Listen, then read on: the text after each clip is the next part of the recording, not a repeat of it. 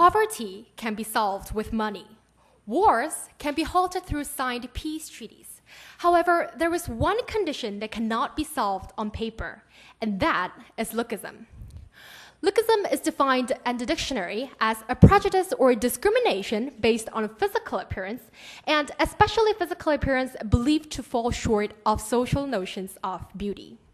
These days, so many people want to have bigger looking eyes, sharper cheekbones, and a nose and lips to match Angelina Jolie's sexy looks.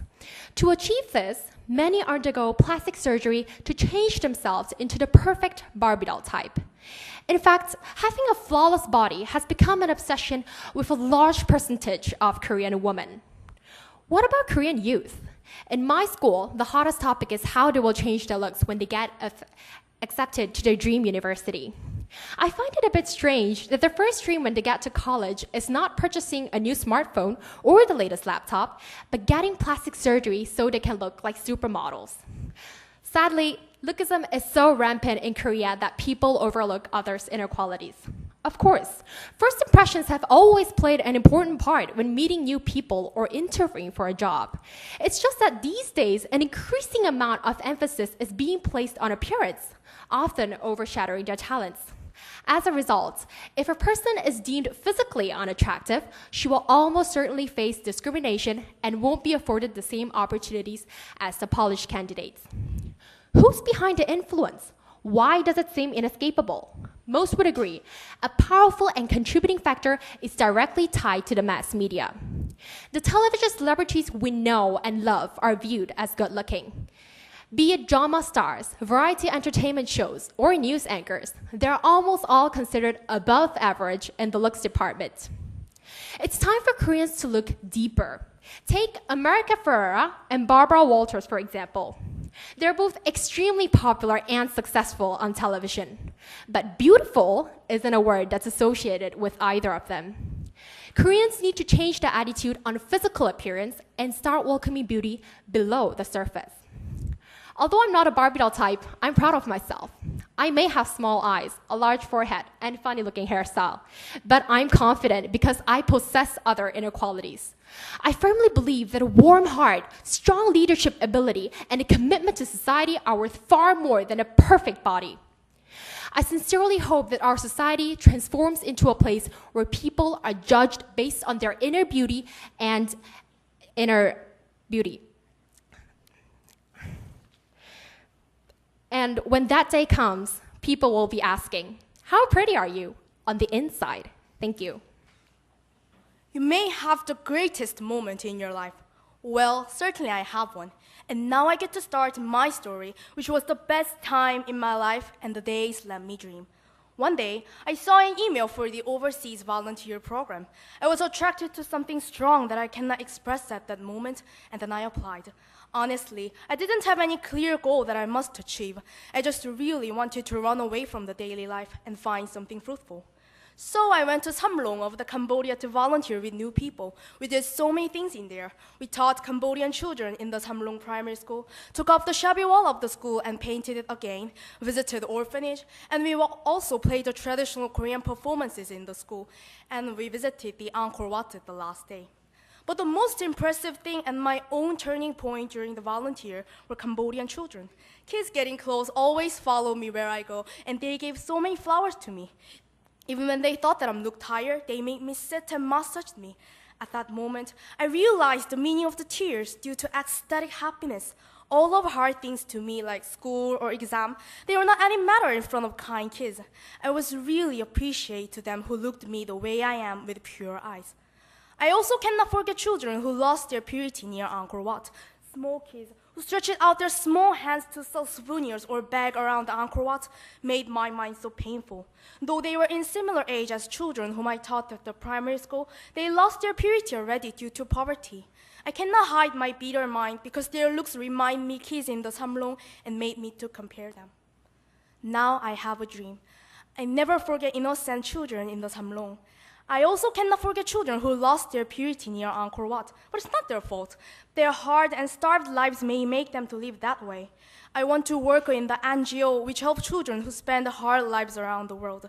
I think all children have their own rights to live happily and dream for the future, whether they are who can give energy to other persons suffer like me in the past or who beg for money.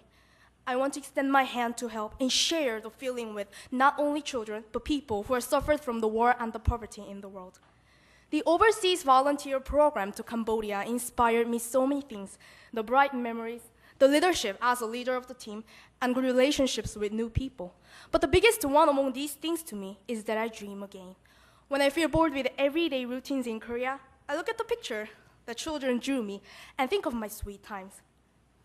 It is so lucky that I'm now here and tell my happiest time to you. I miss past the happy days so much that bring many valuable things to me, even now that I'm making a speech here. Thank you. A whole new world, a dazzling place I never knew. Once upon a time, there was a girl who came from faraway land to America to learn English. She didn't know the culture and language of the new world. She was just a girl who wanted to be a Korean elementary school teacher. But this journey changed everything, even her dream. Her first day of school was not easy for her. Her brain was about to explode with the alphabet. Therefore, she burned some midnight oil to improve her English. She often stayed up all night memorizing the basic vocabulary. As time went by, she adjusted to her school.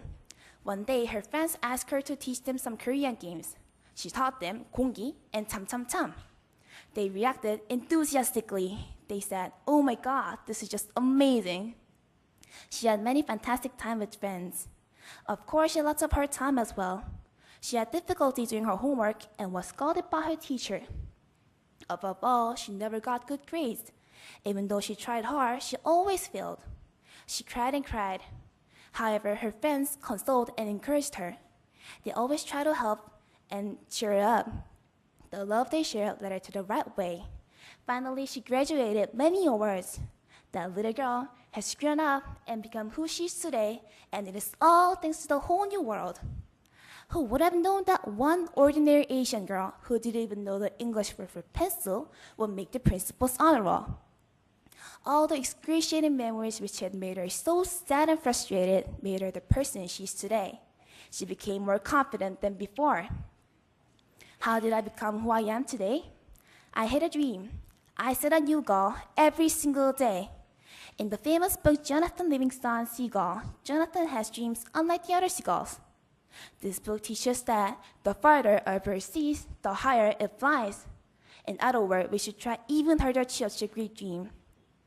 Stepping forward into an unknown world allowed me to make precious relationships and help me find a larger vision. My dream changed from a Korean elementary school teacher to the global citizen who would be traveled to many places and make a difference in the world. Even though it was a long and tough journey to find out who I am, it was truly the turning point of my life. Today, I continue walking toward my dream as a stronger and more inspired person. Thank you. I'm going to give you one word to toss around in your mind: parents. What comes to your mind when you think about your parents? People that love you, people you love. In contrast, they can be figures that are disappointments to us, or they could simply have been guardians, more like foes than friends. As for me, my parents are my best friends. Imagine living in a world far apart from your best friends. My father lives in China because of the work he is pursuing. My brother lives in a dormitory school, and soon he plans to go to university abroad. That left me and my mom to be there for each other. Until a month ago, my mom would drive me to school and pick me up at precisely 10 in the evening from an ordinary public high school. But now, I attend a dormitory school. This has led to many changes in my life, and through this speech, I will tell you the biggest impact it had on me. When I first left home, I didn't feel like I was leaving at all. No butterflies in my stomach, no worries, no sadness, no happiness. But when I said goodbye to my mom, I had to pretend to be busy to prevent the tears from welling up. I didn't want to start my first day of school with red, puffy eyes. The next day, when my mom came by, I tried to keep a straight face. A straight, serious, hard look that might have looked like I was mad at my mom. It was frustrating, actually. Not because of my mom, but because I wanted to look her in the eyes, tell her that I missed her and that I love her. But I knew I would burst into tears if I did. Our goodbye had to be short because both of our voices were unstable and we were at the verge of tears. Afterwards, I ran to the nearest bathroom and let out all the tears that I had been hiding. When you love someone, you don't want them to hurt because of you. You want them to think that you're in a constant state of joy and happiness because you know they'll be happy if you are happy and they'll be sad if you are sad. That's how special my parents are to me. So, what am I trying to say? For those of you who do not know you have a great family, I may seem like someone simply rambling on about the people I care most about. But for those of you who have beautiful, silly little children, or those of you who take pride in your parents, I hope you can relate and notice that I love my parents dearly. I love them so much that the mere thought of them could bring tears to my eyes, and memories of us can make me smile or chuckle now and then. This speech is a gift to my parents, and it was a pleasure sharing with all of you how I feel about them. Thank you. Why had I decided to come to the Philippines to study? This was a question I always asked myself as I looked at my pitiful lunch of fried eggs and rice. Today, it was just too hard to eat the food in my lunchbox. I closed it with a sigh and stood up to go to class when 5 small beggar children stood in front of me with shining eyes. They were looking at my lunchbox. I figured that I wouldn't die if I didn't eat lunch that day, so I held it out to them. They squealed with joy as they took my lunchbox gently out of my hand. They were laughing as all 5 of them ate out of it together. They looked so happy, even though it was nothing much. I smiled at them, then went on my way. I went through another day of school without much thought and struggled to follow the teacher's foreign lectures. After class, I started making my way out of the gate when I heard a few shouts behind me. I turned around and across the yard. Behind the far gate, the same 5 beggar children were shouting at me. I waved, but strangely, they didn't wave back. They had something in their hands. Then, all of a sudden, they threw their hands up into the air, releasing 5 doves from their hands. The very first white doves that I had ever seen in the Philippines. They looked like white angels as they soared across the sky, and at that moment, my heart soared with them. I looked back at the children. They were not simply just saying thank you. They taught me something greater. I thought of myself in the children's shoes. They were beggars. They had no money, no parents, and they had to work so hard to find even a meager meal. No one cares whether they starve or die. They definitely had the right to complain. However, they didn't. Instead, they felt gratitude and looked for a way to express their thanks to me. They taught me life can be viewed from many different perspectives. If you always look down, then you have no choice but to complain for the rest of your life. However, if you look up at the good things around you and the people who help and care for you, you can feel a small but important sentiment called gratitude. Those 5 children taught me to be thankful. Every time I meet someone, I tell them about this story and what I learned from the children. And today, I wanted to share this lesson with you. Thank you.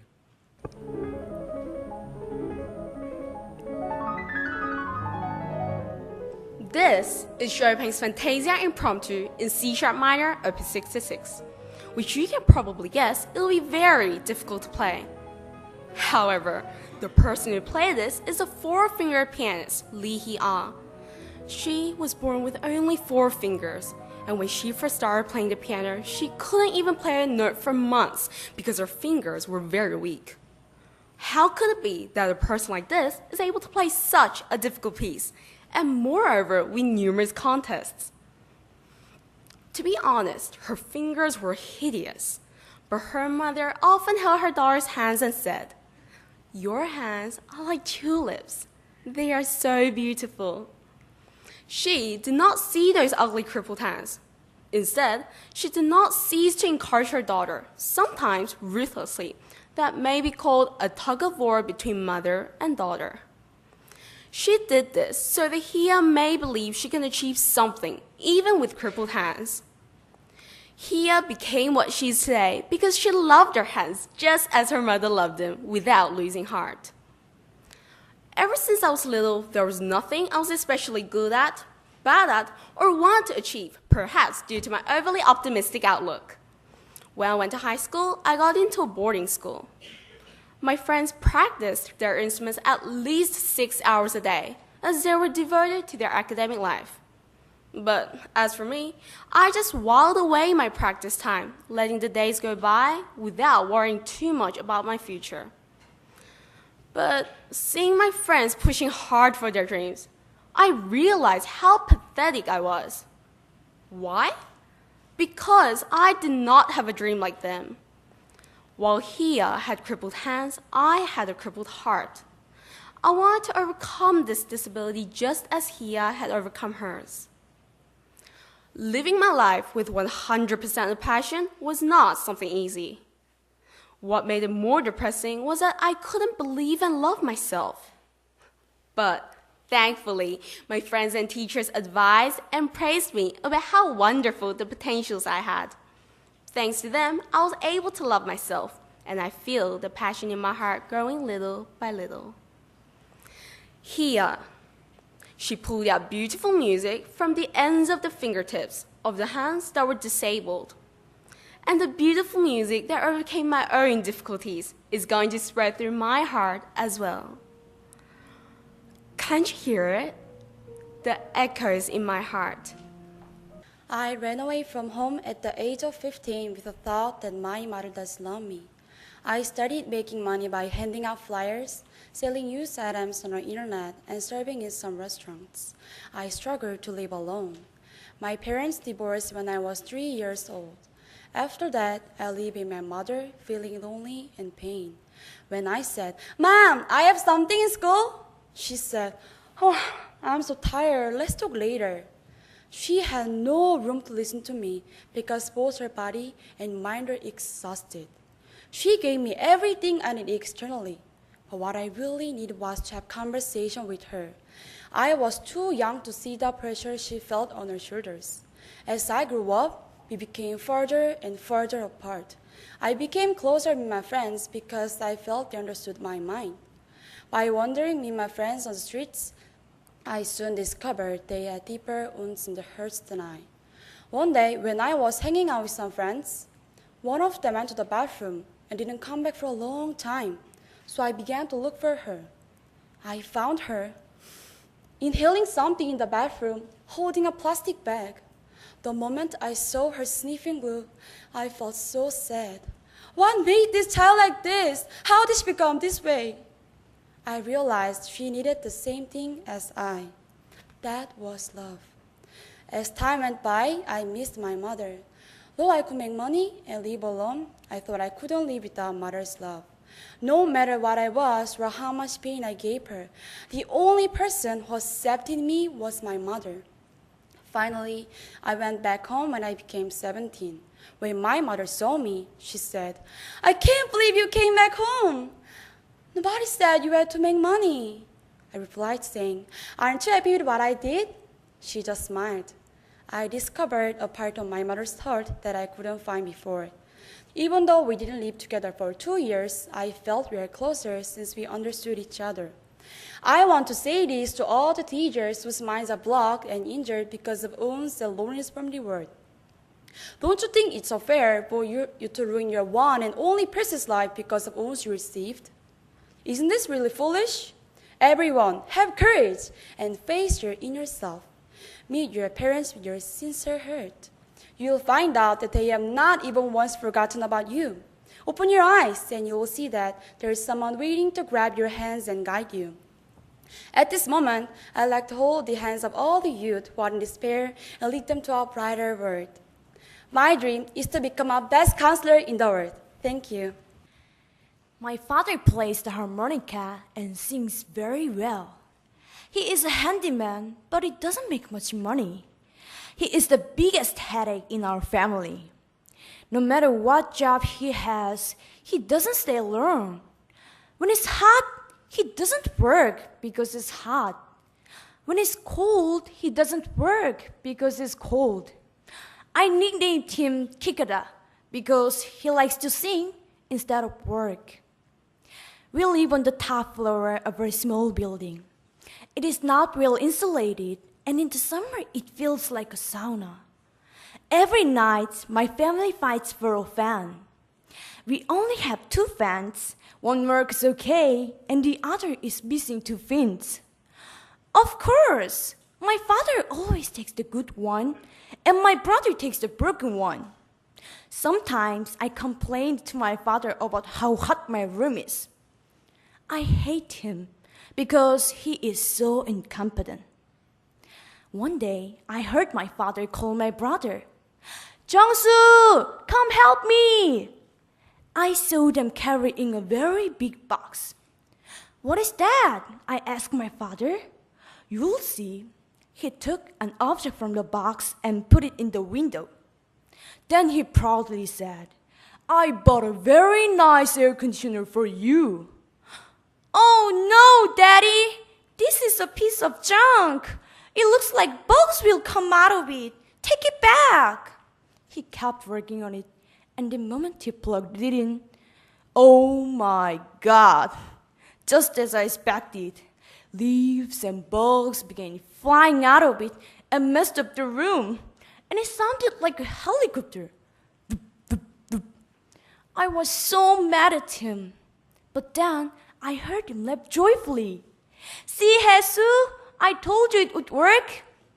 I walked towards the air conditioner and felt nice cold air. "Daddy, it feels great." He smiled at me.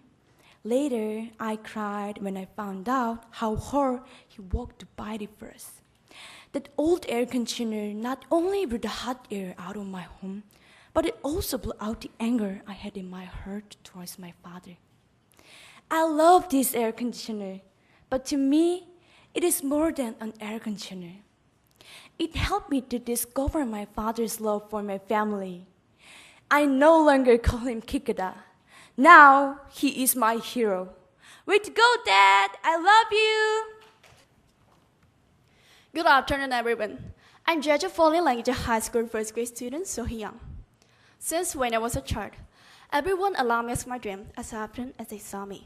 But I was too young to think about my future sincerely, so I answered the question just cruelly with the comment, "I don't know, I didn't decide yet." As I said, I really thought that it was not an important matter to me. Yes, the big problem to a young girl is playing with friends, watching TV, and eating delicious food, that's all. So I didn't think much of my real goal until when I was 14 years old, because a young girl got a good grade all the time, and her teachers always said, "With your grade, you will go to the middle school, high school, and university, wherever you want." Because of the big compliments, I thought that all I need to was just study, and fulfilling my dream is a piece of cake, just with my score. So I just studied hard always. But I was up better with my school life gradually. Same pattern, same desk for me. The situation continued up until the last of the second grader. At the time, unlike how I was, I considered my future and thought about what I really want to do in earnest. Just then, the advice from my parents came across my mind. "Sohee, you have good personality and leadership. Look at the world map. How about taking an important part of the world to use your phone point? It is so amazing, right? The leader of the world. What an amazing dream for me.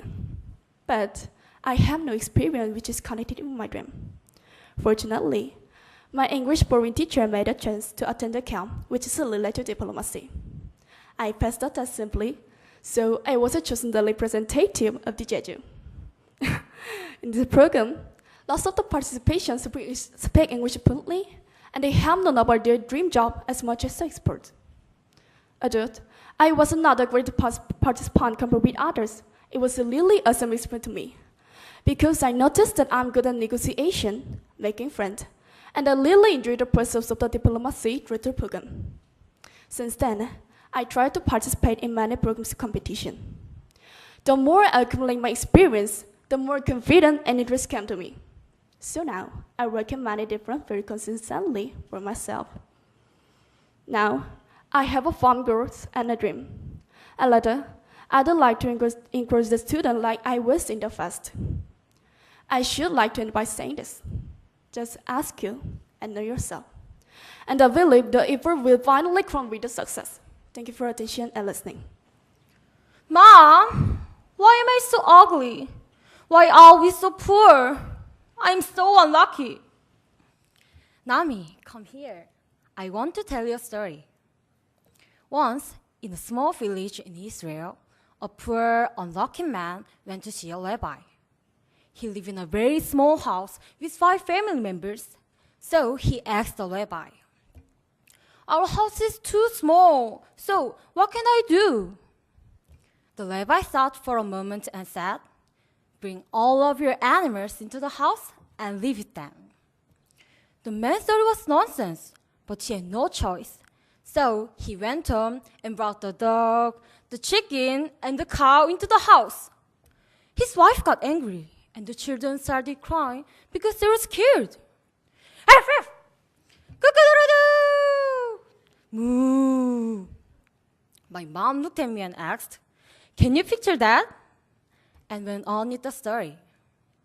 One day, 2 days, a week passed by, and it was so noisy and cramped that the poor man went back to the rabbi. This time, the rabbi told him to bring all the animals out of the house. He brought them out and saw the food and dung all over the floor. But amazingly, the house felt much bigger. He returned to the rabbi and said, "Oh, rabbi, you solved my problem. My family is so happy and the house is very big and peaceful." My mom asked, "Nami, is there anything that comes to mind after hearing this story?" Her question made me think. I only wanted my situation and my looks to change, but not my heart. Actually, I'm a very lucky person. I have 2 legs to walk, I can breathe, and most of all, I have parents that love me. I only focus on the few unfortunate things, but not on the 1,000 things I could be happy about. Although the man's house didn't actually get bigger, his heart had changed. Likewise, my situation hasn't changed, but I realized that a thankful heart is more important than the situation. Now, I'm very happy after I changed my heart. I don't want to be a person who worries about her situation. Instead, I want to be a person whose heart grows and matures. Thank you. Have you ever discovered how precious your family is? Stable families are fast becoming a scarce commodity today. When I was 4 years old, my parents got a divorce and my mother had to take care of us alone, so she worked at a sewing factory. One day, at midnight when I fell into a deep sleep, something dropped on my face. It was coins. Suddenly, a familiar voice said, "Hey, Shine, please open the door."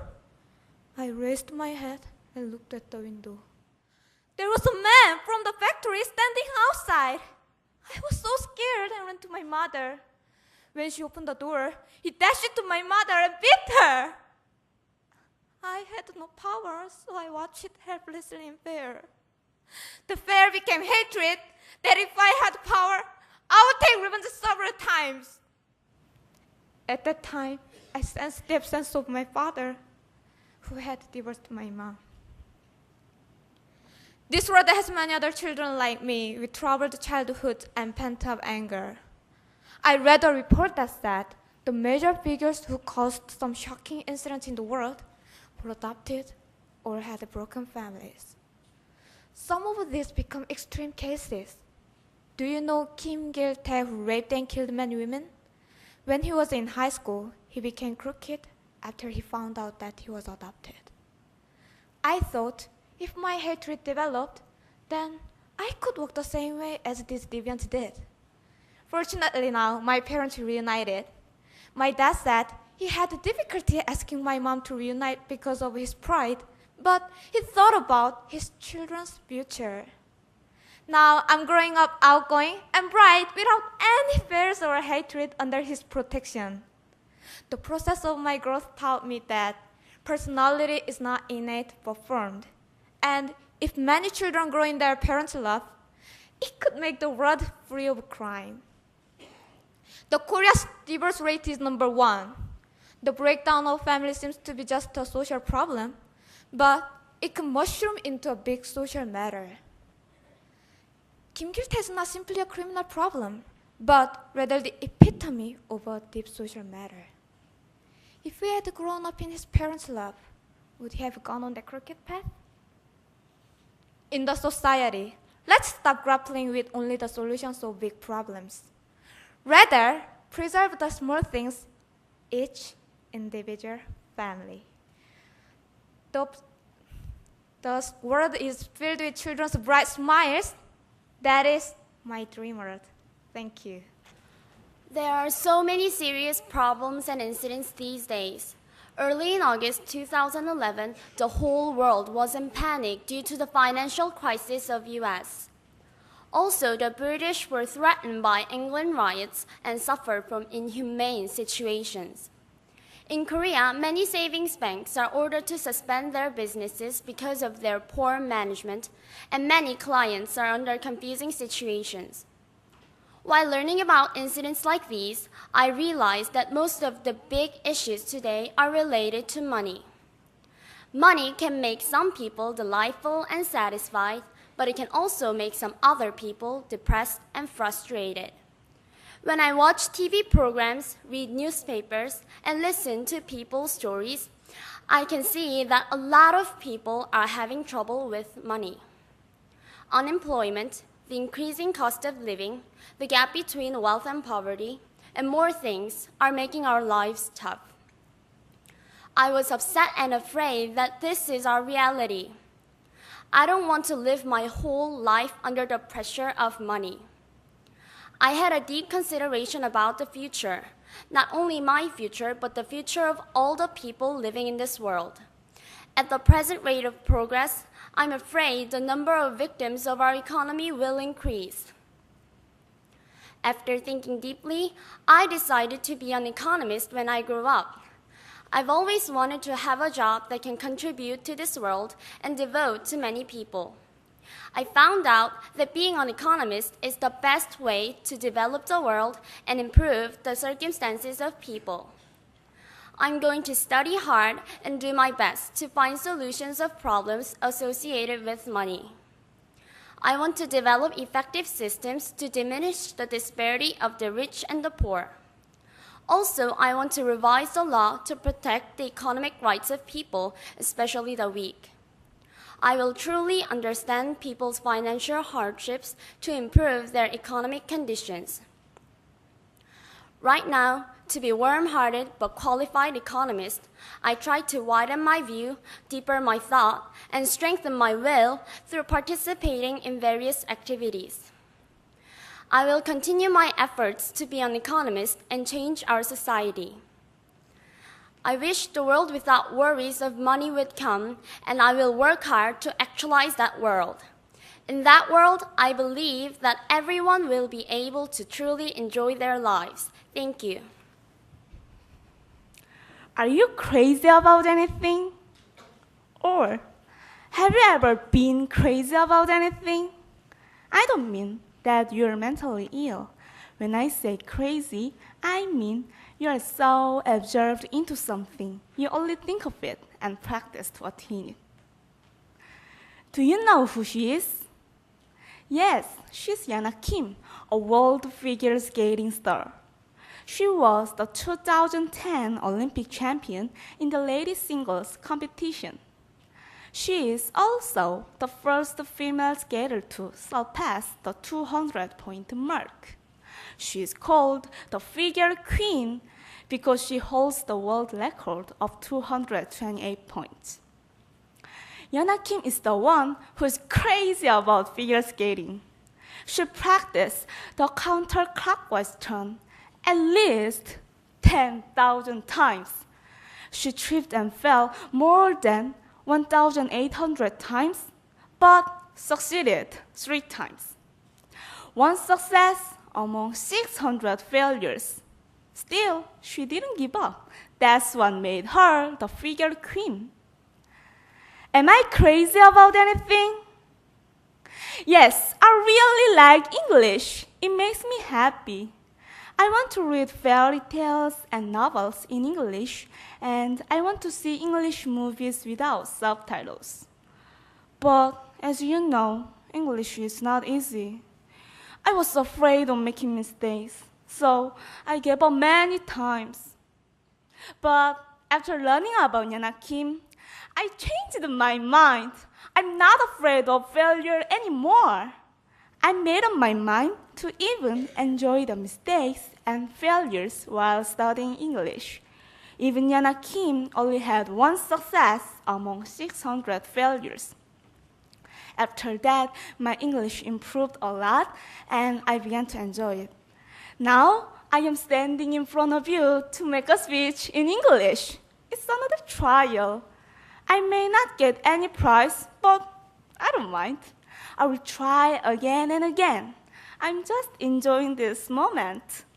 Even if I only have 1 success out of 600 failures, I will smile like Yana Kim. Thank you. In 2009, Internet News broadcasted that Gangneul Girls High School OB athletes had a joyful meeting with their old coach. The girls are now mothers with teenager kids. However, they were once a legend in Gangneung City and a top team in Korea. One of those remarkable ladies is my mother. At the time of my mother's childhood, Korea went through severe poverty and most families ate flour soup instead of meals. My mother was born in a poor family as 9th among 10 siblings. She was the naughtiest of them all. She was a natural tomboy who even bullied boys. My grandmother would constantly chase my mother around town to punish her. Little did she know that all this mischief would lead to her becoming a top athlete. One day, her middle school sports coach suggested her to be an athlete. Because her financial circumstances were inadequate, she accepted. At first, she was too thin to show her abilities, so she couldn't set the proper genre. It was a moment of dilemma until she decided to be a javelin player. Her coach constantly encouraged her, overcome yourself, never ever give up. She was in a battle with herself. She practiced so vigorously that she barely had her time to sleep. Practice makes perfect. My mother eventually won a gold medal in a Korean national sports contest. After high school, she changed her genre to weightlifting to enter university with 4-year scholarship. My mother and her teammates were the first female weightlifting athletes in Korea. She never gave up her positive view of life and continued to work hard. Today, she even participates in the Union of Korean Weightlifting. I admire her remarkable efforts and her strong achievements. Imagine that she couldn't overcome her harsh circumstances and had given up her possibilities. Most likely, she would have been an ordinary housewife with naughty teenager kids. But no, not for my mother. She always strived for better and believed in her abilities. Her story has a very valuable lesson. To have faith and overcome yourself. Never ever give up. I hope you put your future in good hands, your own. Thank you for listening. These days, there are lots of disabled people that have healthy body but weak minds. Once when I was young, I met my friend while I was walking home from school, and he said, "Paul, the principal is looking for you. I think she's mad." I walked back to school, scared and nervous, thinking, did I do something wrong? But from afar, my friend said, I got you, man, I'm just joking. He wanted to make fun of me. I got angry and ran after him like I was going to kill him. He was frightened and he fled away. I waited hours staring at his house to hit him. I was a person who avenges myself if someone ignores me. But one day, I went to Artist Choi's gallery. Do you know artist Ung-yeol Choi? Artist Ung-yeol Choi was born in Pyeongchang in June 1968. On the 7th month after his birth, he had cerebral palsy and his body was wrenched. As a result, he couldn't nearly do anything permanently. He is an artist and poet that writes and draws with his foot. As he became disabled because of cerebral palsy, he abhorred his parents and the world. One day, while he was going somewhere, some kids said to him, "It's a handicap, there goes a handicap." He got furious and headed back home. He saw his reflection in the mirror and realized the grudges he had not only to the world, but also towards himself. He said, "I'm a disabled. They're right. I'm a disabled." As he learned to embrace his true image and came to acknowledge his weakness, his grievance and resentments vanished. The next day, he went to the kids and said, "I am a disabled person, so you have to help me." The kids hanged their heads in shame and said, "We are sorry." After hearing this story, I was stupefied. I saw my reflection to Artist Choi. Seeing my own image, I perceived the truth that I have nothing better, neither than him nor the other people. I sensed the truth that even though I was healthy outwardly, I had a disabled heart. Even if Artist Choi is a disabled man outwardly, he was so great that he mastered his hatred and drawbacks. I read this excerpt in some book. True wisdom is knowing your weaknesses. Artist Ung-yeol Choi is a wise person who knows his effects and receives others' help. I became to respect him for knowing and teaching this wisdom. I'll keep on learning his values, and then I'll overcome the toilsome and hard problems in my life with the things I learned from him. Thank you. What kind of soap opera do you like? Kim Tak-gu, the King of Bake? Queen Sundok? Maybe you like soap opera, for its content was able to touch you and gave you some lessons. I still vividly remember the scene with Hajun was taking care of his contagion patients and he was giving up the national doctor's exam. This scene about his master Yuite got cancer and sacrificed his body to Hajun for dissection, which taught me how to live valuably. I want to be a director who makes soap opera like Hajun, which let us know the value of life and truth. Although recent soap operas have different materials, they have similar stories. Most of them are about the love, violent, and provocative. When students saw rich son married poor daughter despite the disapproval of their parents, their life cannot be satisfied. And violent scenes stimulate normal lives of students and their mind and make them act extempore. Directors keep making those kind of soap operas because of the high viewer rating. I want to make soap opera which gave us courage to challenge and overcome our unfavorable conditions. I want to deliver the word of hearts which can communicate with others, accept the new things, and unite each other as well. Furthermore, I want to be a soap opera director at Kenya GNM Broadcasting System and make an opera and giving a hope to African people devastated by hunger and disease. Despite their bad environment, if I make a program which can be a strength and food to their hearts, then Africa shall be changed. In order to make this dream come true, I'll make soap opera on my own at the project class and be a volunteer for the disabled to learn how to share the hurts. I also challenged for a cross-country or dance competition to have strong hearts and meet some people who live a life devoted to listen and learn the word of hearts. I imagine 10 years later that based on these kinds of arts, I will make the soap opera, which lives inside of hearts of African people to change their hearts. Just like Hajun, the soap opera changed my life and provided me with a dream. Thank you. Have you ever heard the theory of proxemics introduced by Edward T. Hall? It says that people psychologically have 1.5 feet of their personal space around them.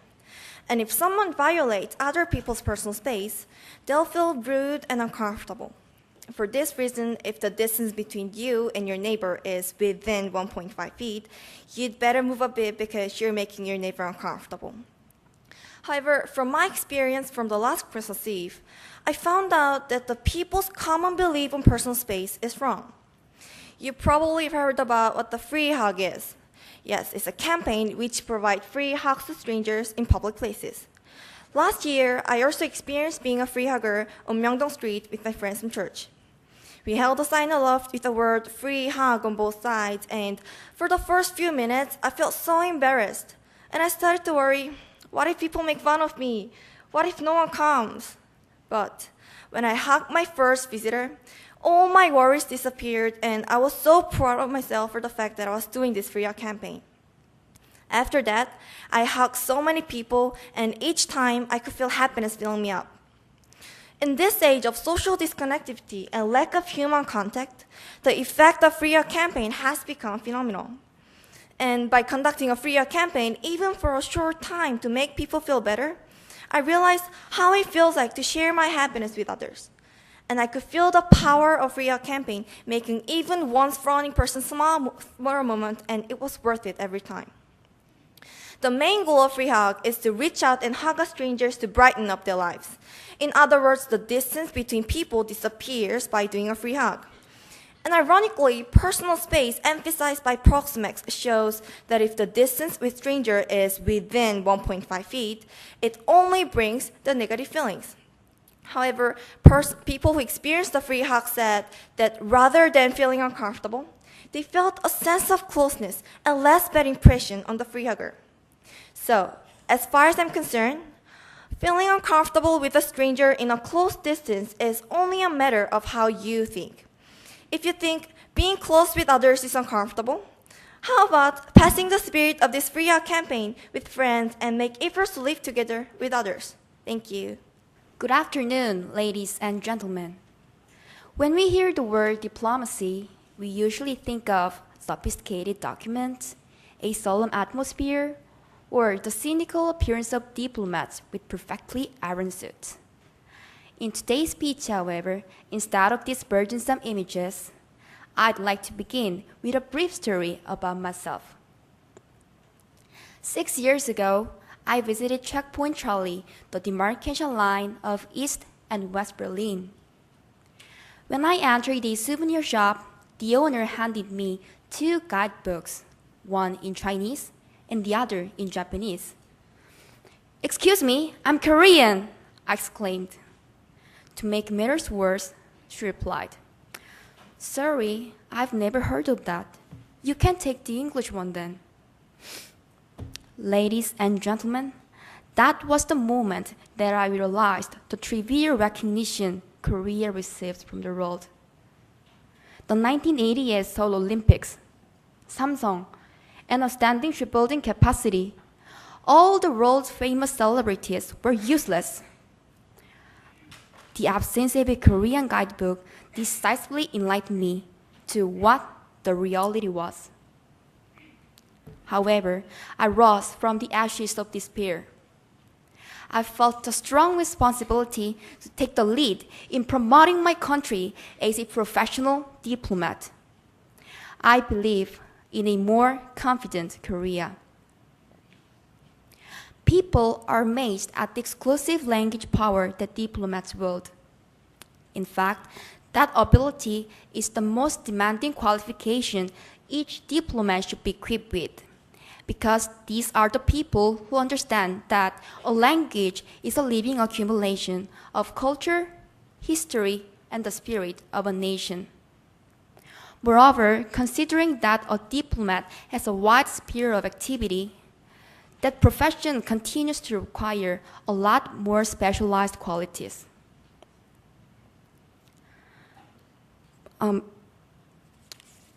Since I decided to be a diplomat, every single day will be a new challenge for me, pushing myself to the limit. Nevertheless, I won't hesitate to welcome the challenge because I have observed the potential that Korea contains. I can picture a more confident Korea established by young, promising, and confident advocates like me. Right here, I solemnly assert that I will dedicate myself as a proud multilateral diplomat of Korea until the day when I can find the Korean brochure in every corner of the world. And I do believe in a more confident Korea. Thank you very much. Ladies and gentlemen, what is your happiest memory? Strangely, my happiest memory is my first memory. I can remember it well because it happened every day for almost 2 years. It is summer, and in the light summer breeze, my family is taking a walk. I am just a toddler, and so my mother is pushing me in the stroller.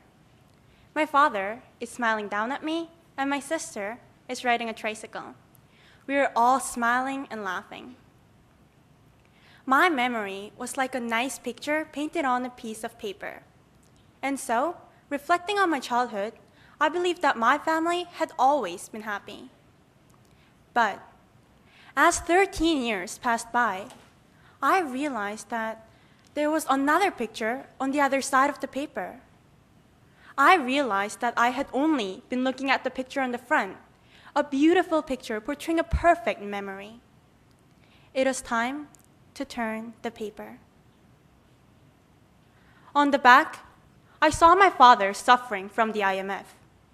He had just established his own business, and obviously the effect was detrimental. His clients, as well as the companies he stood surety for, all went bankrupt. Our family was under a huge debt, more than $1 million. In my picture, he was always there beside me, smiling. On the back, I saw my mother with an illness called HIV-D. When I was young, it was at its worst. In my picture, she was always pushing my stroller, always laughing, always happy. While my parents were having the hardest time of their lives, they gave me the happiest time of my life.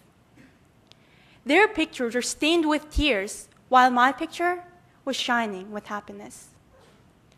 But a paper has to have two sides. The back is what makes the front perfect. My piece of memory is beautiful because of my parents' bruised picture. What I want to tell you is this. The happiest memory you have is always painted by others' tears. Now, look back at your happiest memory. Turn the paper, and you will see that memory is even more beautiful than you could ever have imagined. Thank you. What's your father like to you? To me, my father was like a time bomb. I could never know when it's going to explode. He has a short temper, so he doesn't like my being slow to act.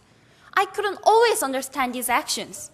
Between my father and me, there have always been conflicts. Especially, I didn't like his commanding tone, the result of his job, a police officer. For these reasons, my father and I became distant, and we just talked formally, not speaking our mind. One night, we were heading to my school door, and as usual, there was trouble in the car between me and father. We had been to a concert, and there was a conflict because I got off the concert hall late. My father was mad because he thought we should get out early to avoid the traffic jam. I became angry at his one-sided attitude. Eventually, he left me at the entrance of the mountain where my school is located. Left alone, I went up to the school, crying in a loud voice. I swore at my dad and blamed him. I decided that I wouldn't go home anymore over and over again.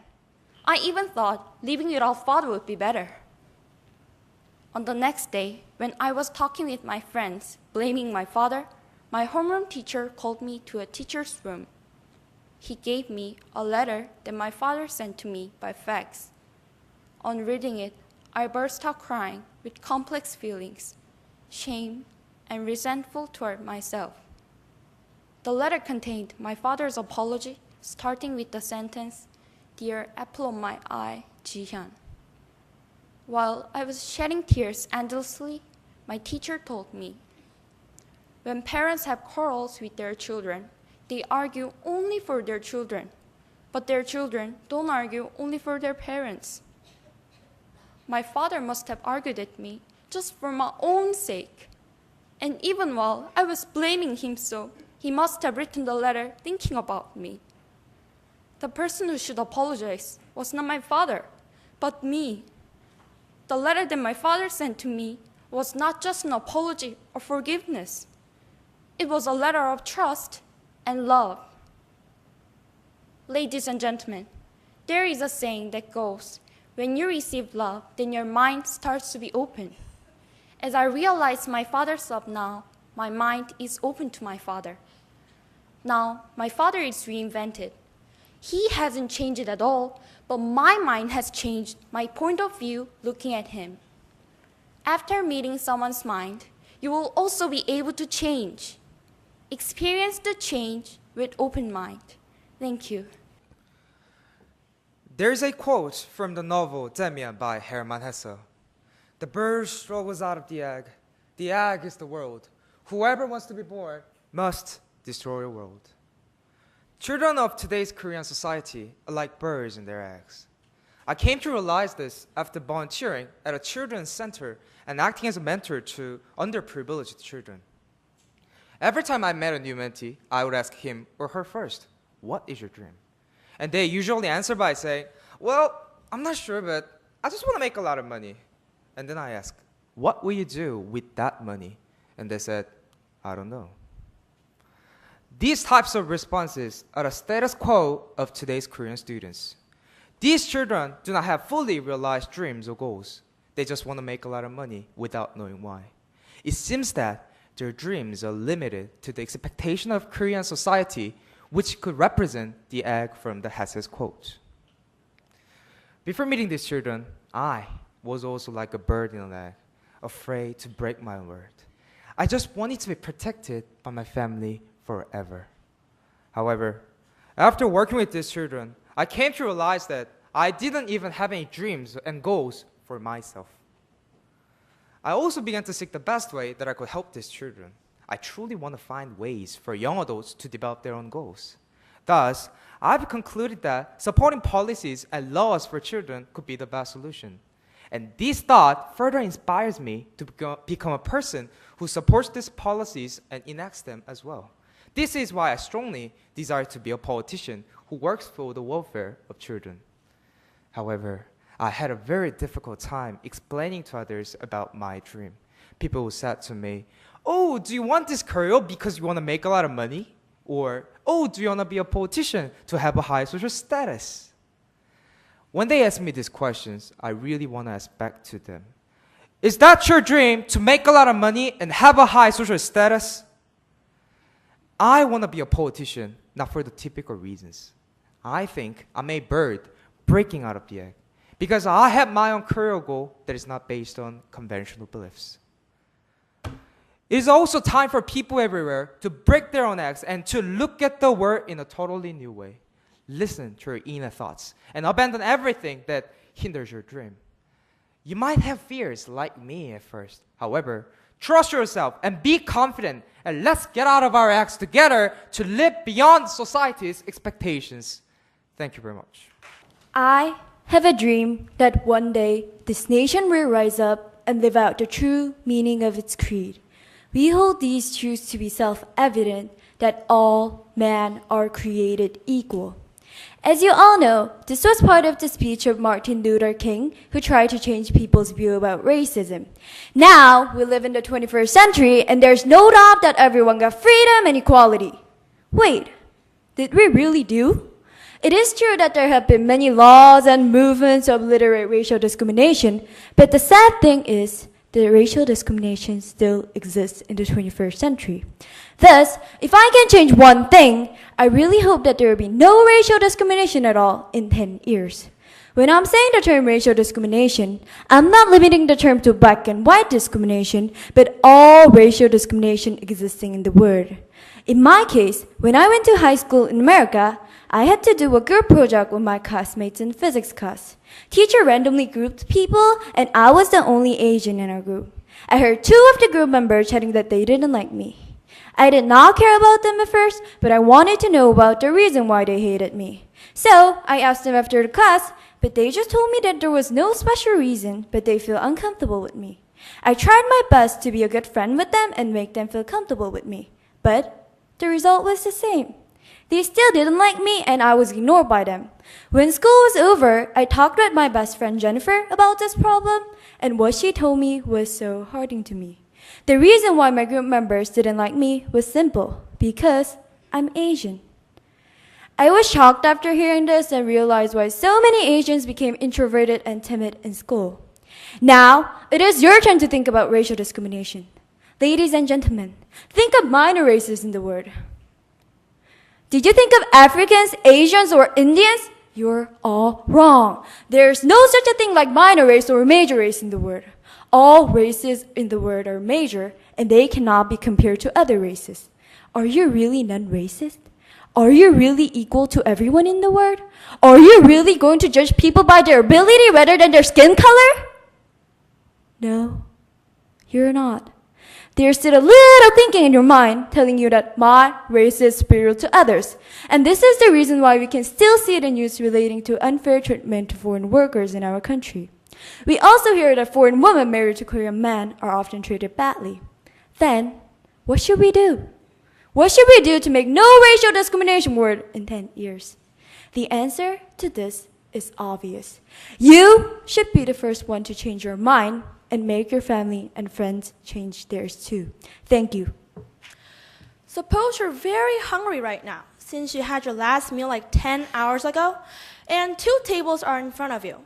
One table is filled with chocolate, candies, marshmallow, and the other table is filled with cucumbers, carrots, broccoli. Now your stomach is yelling at you, "Feed me!" Then, which table are you going to choose to fulfill your strong appetite? Well, most of you will select the first table, maybe except for vegetarians. Actually, there is a statistic on consumer choices ranking the taste the highest, followed by the healthfulness the third. But in consumer desiredness, the healthfulness ranks the first.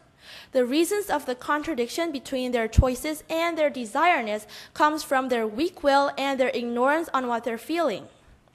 Well, we are likely to feel very powerless and hard to ignore those sugary sweet snacks. And since we are unwise of this perilous effect of them, we don't take them seriously. So we keep eating them, which put ourselves in extreme danger. If this phenomenon intensifies, there's so much chance to become addicted and cause terrible deadly diseases. In order to protect our health, we need to be well informed. Well, I'll tell you some of the most important ones to be intellectuals. Starting with the chocolate pie. Well, chocolate pie has been successfully marketed for over 30 years, and it's safe to say that it's a national cookie that's trusted by all ages of people. However, this trusted chocolate pie company has substituted vegetable oil for cocoa butter, which means they're using fake chocolate. Fake chocolate? I really feel betrayed. The problems of using vegetable oil is that it raises cholesterol level dramatically, blocks blood vessels, and occurs obesity and cancer. Some may oppose that this cocoa butter isn't a healthy food either, but it's true that it's still way better than the vegetable oil.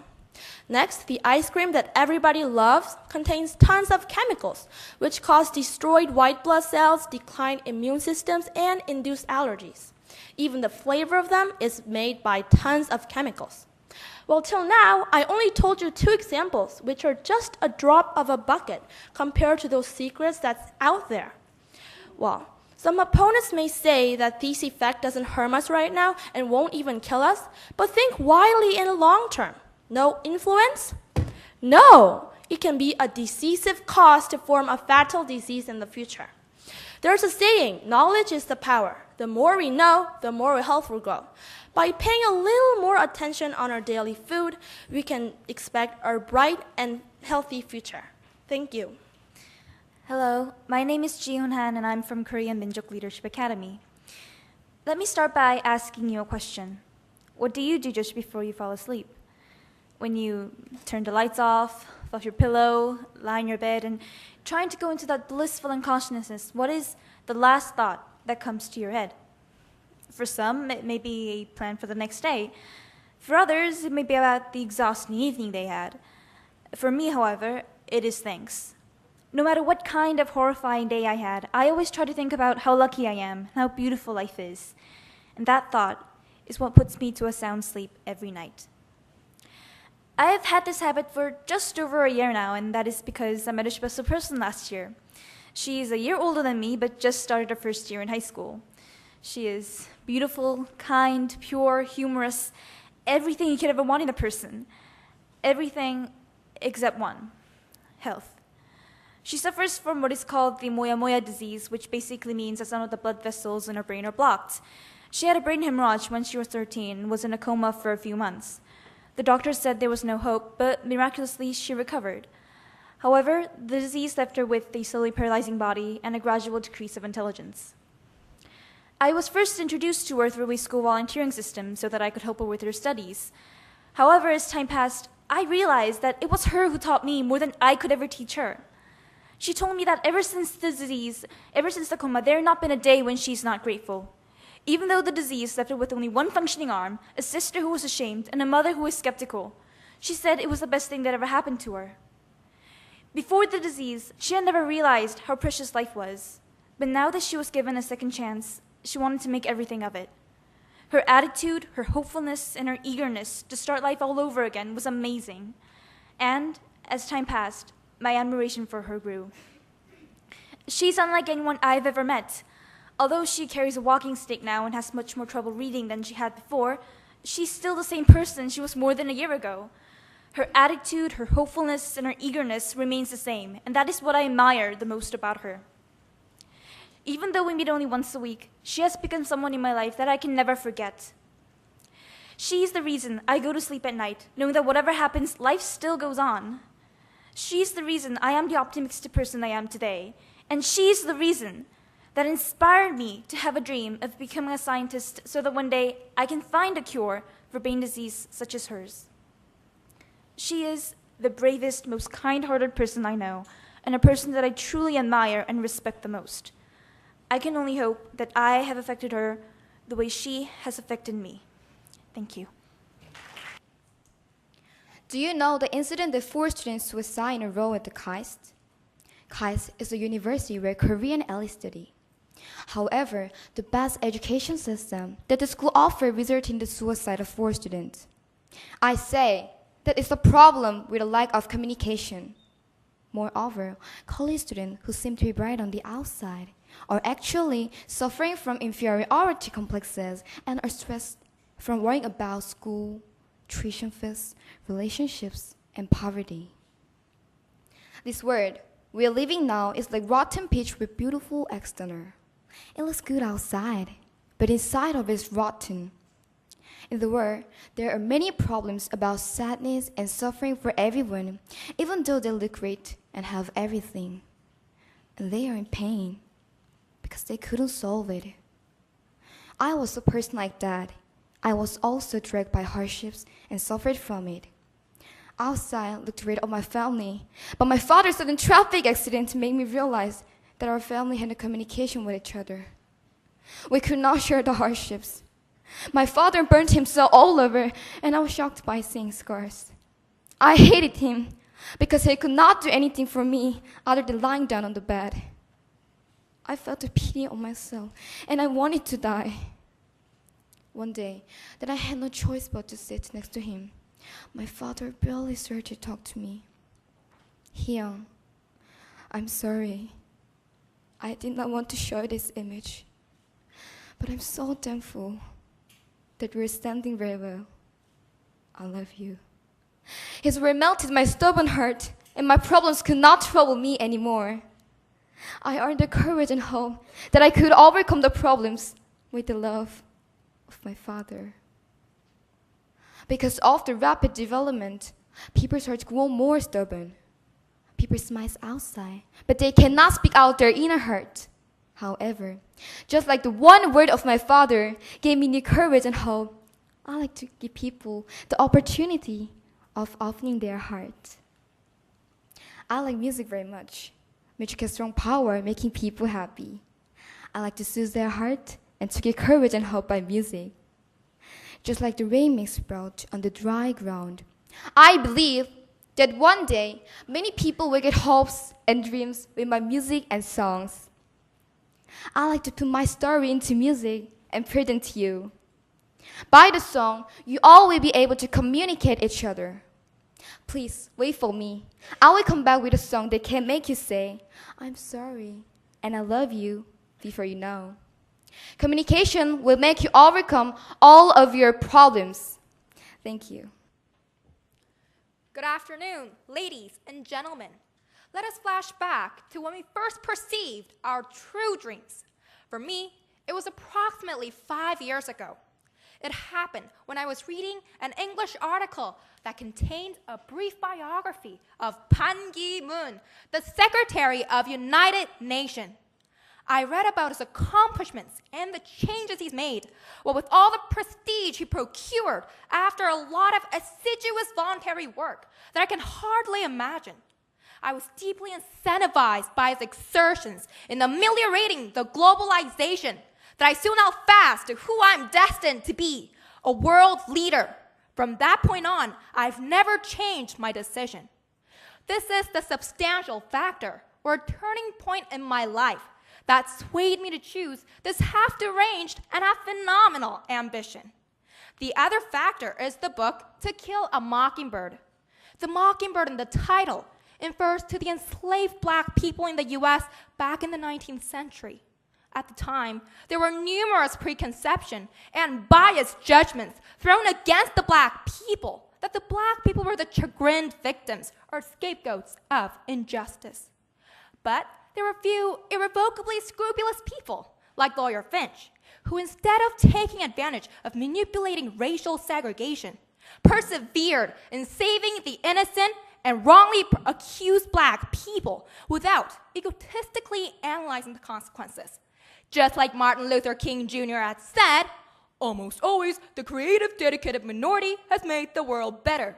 So who knows what an ordinary girl like me can do in the future? Overall, I know that I'm still in the process of developing into a world-class leader, and I'm not even entirely confident of the conspicuous potentials I possess.